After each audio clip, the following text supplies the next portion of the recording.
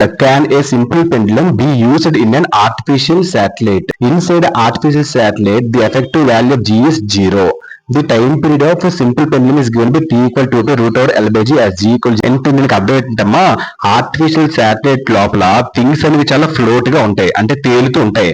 That means అంటే దానికి అర్థం ఏంటి, గ్రావిటేషనల్ అనేది అక్కడ జీరో అందుకే G ఈక్వల్ జీరో అని పెట్టారు. Time period of simple pendulum given by 2 by root over L by G. L అంటే ఏంటి, సో లెంత్ అనమాట. G అంటే ఏంటి, ఇక్కడ గ్రావిటేషనల్ ఫోర్స్.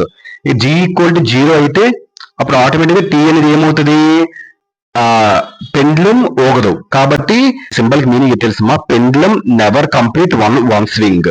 ఎందుకంటే ఇక్కడ G equal to zero, gravitational zero అయినప్పుడు పెండ్లమ్ అనేది 1 సెకండ్ కూడా కంప్లీట్ చేయలేదు, ఒక్క స్వింగ్ కూడా కంప్లీట్ చేయలేదు. పెండ్లమ్ అనేది ఇక్కడ ఊగదు, ఊపు కూడా పూర్తి చేయదు.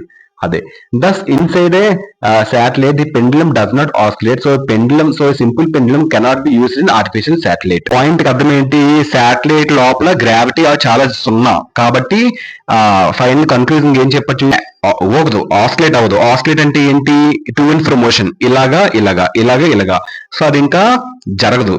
So simple pendulum cannot be used to measure time there. కాబట్టి సింపుల్ పెండ్లమ్ ఆర్టిఫిషియల్ శాటిలైట్ లో యూస్ చేయలేం. So that's why simple pendulum cannot be used in artificial satellite because of gravitational అనేది ఉండదు. అంతే, అదే క్వశ్చన్ కి అర్థం. క్లియర్ మా? డన్.